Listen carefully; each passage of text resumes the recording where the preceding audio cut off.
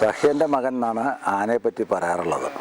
പക്ഷേ സഹ്യപർവ്വതത്തിൽ നിന്ന് കിട്ടുന്നതായ ആനകൾക്ക് ശേഷവും 1970-കൾക്ക് ശേഷം ബീഹാറിൽ നിന്ന് ആനകളെ ധാരാളമായിട്ട് കേരളത്തിലേക്ക് കൊണ്ടുവരാറുണ്ട്. ഇന്നിവിടെ കേരളത്തിൽ കാണുന്ന ആനകളിൽ പലതും ബീഹാറിൽ നിന്ന് കൊണ്ടുവന്ന ആനകളാണ്. അതിൽ ഒരാനയാണ് ഈ മംഗലാംകുന്നത്ത് അയ്യപ്പൻ എന്ന് പറയുന്ന ഇനം.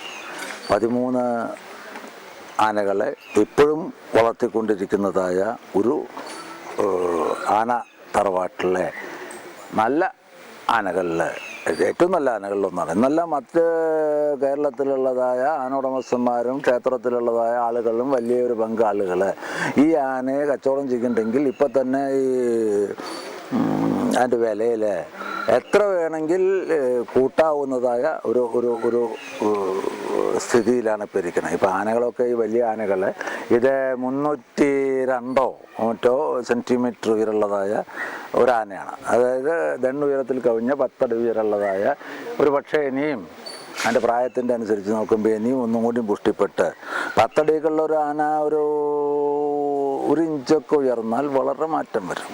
അങ്ങനെയുള്ളതായ ഒരു നല്ല ആനയെ പറ്റിയിട്ടാണ് ഈ എപ്പിസോഡിൽ നമ്മൾ ഇപ്പോൾ പരിചയപ്പെടുന്നത്. ഇന്ന് കേരളക്കരയിലെ ലക്ഷോപലക്ഷം ആനക്കമ്പക്കാർ മനസ്സിൽ പ്രതിഷ്ഠിച്ച് നിത്യപൂജ ചെയ്യുന്ന ആനച്ചന്ത. ഇവൻ മംഗലാംകുന്ന് അയ്യപ്പൻ. അങ്ങ് വടക്കൊരു ദേശത്തു നിന്നാണ് ഇവൻ്റെ വരവ്. പക്ഷേ വടക്കു നിന്നും പാറി വന്ന ഒരു വാനമ്പാടിയോ വെറും അയ്യോ പാവമോ ഒന്നുമല്ല ഇവൻ. ചങ്കൂറ്റവും നെഞ്ചുറപ്പുമുള്ള ആൺപിറപ്പുകളിലെ അഗ്രഗണ്യൻ. ആകാശം മുട്ടുന്ന തലയെടുപ്പ്, വായുകുംഭത്തിന് മേലേക്ക് സാമാന്യത്തിലധികം വിരിഞ്ഞു തുടുത്ത തലക്കുന്ന്. വീണെടുത്തതെന്ന് പറയാനാവില്ലെങ്കിലും കീഴ്ക്കൊമ്പിൻ്റെ ഗണത്തിലേക്ക് പതിച്ചിട്ടില്ലാത്ത ഭംഗിയാർന്ന കൊമ്പുകൾ. നിലത്തിഴയില്ലെങ്കിലും നിലം തൊടുവാൻ തക്ക നീളമുള്ള തുമ്പിക്കൈ.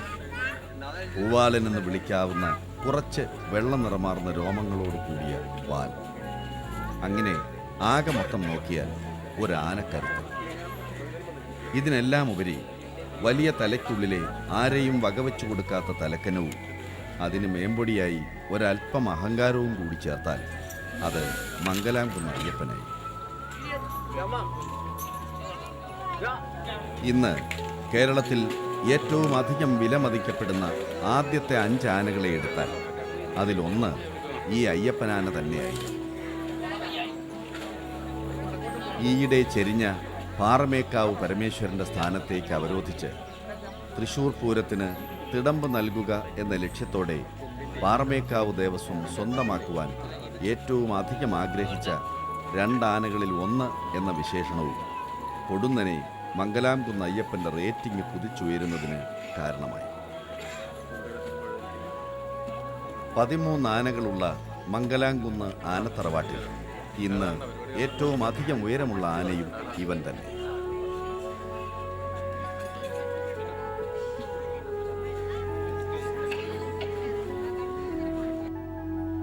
ആയിരത്തി 1992 ബീഹാർ സോൺപൂർ മേളയിൽ നിന്ന് മംഗലാംകുന്ന് ബ്രദേഴ്സ് കണ്ടെടുത്ത ഈ ആനക്കിങ്കരൻ ഇന്ന് മംഗലാംകുന്ന് ആനത്തറവാടിൻ്റെ അഭിമാനവും പ്രധാന തുറുപ്പുചീട്ടുമാണ്.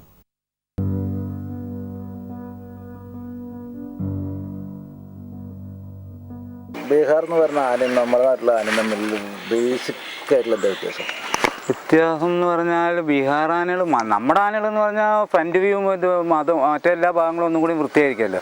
ബീഹാർ ആനയെന്ന് വരുന്ന ആനകൾ കുറച്ച് ഇതിന്ന് വ്യത്യാസം ഉണ്ടാവും. ഇപ്പം തന്നെ എന്താ എല്ലാ ഭാഗങ്ങളും ഓരോന്നോരോന്ന് നോക്കുമ്പോൾ കുറച്ച് മൊത്തത്തിൽ എന്നാലും നല്ല വൃത്തിയുള്ള ഒരു ആനയാണ്. പിന്നെ കൊമ്പിലാണ് ആനകളുടെ പ്രധാനമായിട്ട് കിടക്കുന്നത്. കൊമ്പ് വായുമ്പം ഒന്ന് വൃത്തിയായിച്ചാൽ ആനകൾ നന്നായല്ലോ. നമുക്ക് എന്താണ് പെരുമ്പളശ്ശേരി അതുകൊണ്ടൊന്നും കാര്യമില്ല. പെരുമ്പളശ്ശേരി വിചാരിച്ചാൽ കുറച്ചൊക്കെ ഒരു ചെറിയ ശതമാനമൊക്കെ വരുത്താം, അത്രേ ഉള്ളൂ. മറ്റൊക്കെ പറയണത് മനുഷ്യന്റെ പല്ലും ആനയുടെ കൊമ്പൊക്കെ വേണ്ട മാതിരി അത് ചെറു പ്രായത്തിൽ കിട്ടണം. ഒരു 2 വയസ്സ് മുതൽക്ക് കിട്ടുകയാണെന്ന് വെച്ചാൽ ശരിയാവും.